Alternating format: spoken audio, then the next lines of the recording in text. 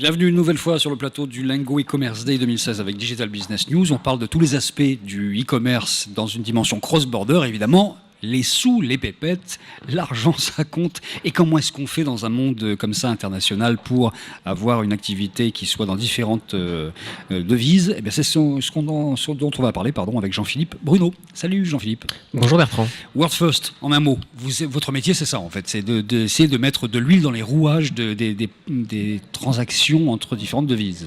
Tout à fait, c'est bien ça en fait. L'idée aujourd'hui, c'est d'apporter à nos clients la possibilité de manager leur currencies et faire en sorte qu'il ne va pas avoir une perte d'argent par rapport à la gestion de leurs différentes devises. Donc aujourd'hui, on se qualifie comme une fintech, comme une financial institution.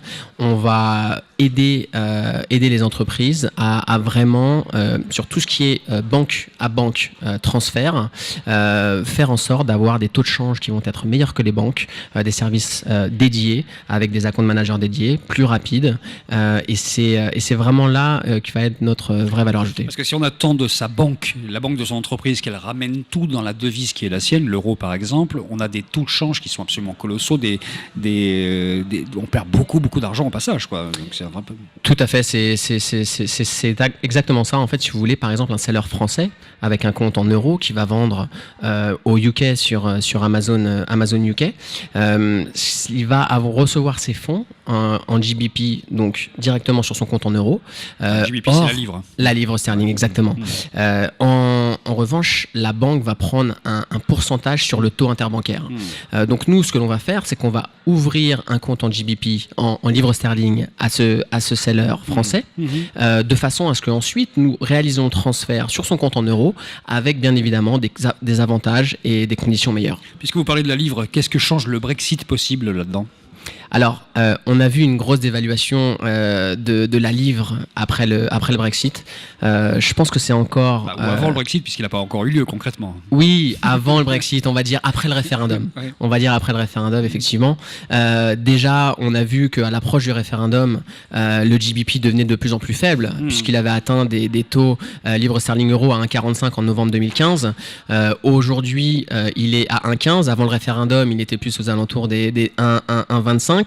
Ce qui se passe, donc, tant que l'article 50 du traité de Lisbonne n'est pas encore fait et le Royaume-Uni n'est pas encore sorti de l'Union européenne, pour l'instant, on voit pas trop. Il va y avoir des entreprises qui vont bénéficier, il y en a d'autres qui vont perdre. Mais aujourd'hui, ce qu'on voit sur notre base de 40 000 sellers et de beaucoup d'anglais, ça les aide en fait à faire des ventes cross-border avec un GBP qui est faible. Ça les aide à aller à l'international pour ces sellers anglais. Est-ce qu'il y a des zones où c'est un peu touchy, les transferts justement de devises comme ça, notamment en Asie par exemple? Est-ce qu'il y a des pays qui sont plus compliqués que d'autres?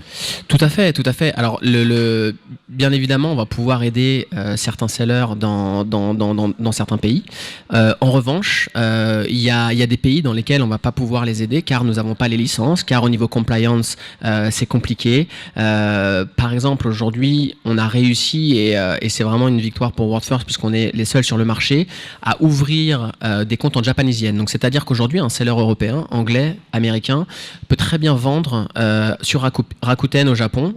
On leur ouvre donc des comptes en Japanese yen, et ça c'est quelque chose qu'on est les seuls sur le marché à faire. Et pareil avec Amazon Chine, on a un accord maintenant qui nous permet donc d'accueillir des sellers hors de Chine là-bas. Mais par exemple, il y a des pays comme l'Inde, c'est un pays sur lequel on travaille, mais où les instances gouvernementales, financières, les institutions sont assez difficiles à bouger.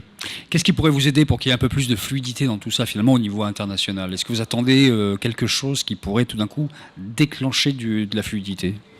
Je pense qu'il y a pas forcément quelque chose qui va nous aider considérablement et faire en sorte qu'on va boomer. Après, bien évidemment, s'il y a de la régulation qui devient de plus en plus internationale, et notamment par exemple déjà si ça commence avec l'Europe, avec des lois et régulations communes sur le paiement, etc., ça peut aider à faciliter la tâche.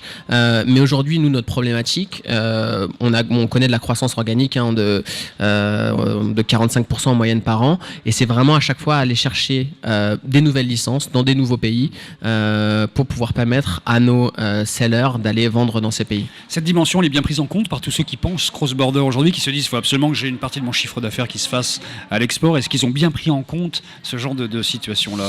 Non, pas encore, et c'est pour ça qu'on est là justement pour éduquer le marché, pour évangéliser le marché sur ces problématiques, parce que c'est encore des services qui sont pas encore matures.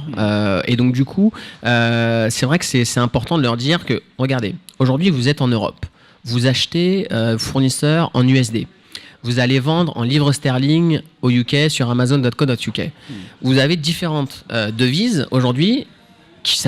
Vous pouvez très bien rogner vos marges considérablement, voire perdre de l'argent si vous managez pas bien ces currencies.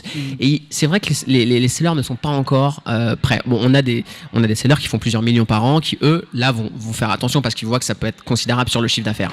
Mais il y en a d'autres pour lesquels c'est vraiment pas une... Donc Jean-Philippe, aujourd'hui, vous êtes venu avec votre bâton de pèlerin pour évangéliser tout ce beau monde, en fait. C'est un peu ça l'idée. Bertrand, vous avez tout compris. Où est-il le bâton ? Oui, c'est ça, je suis venu avec.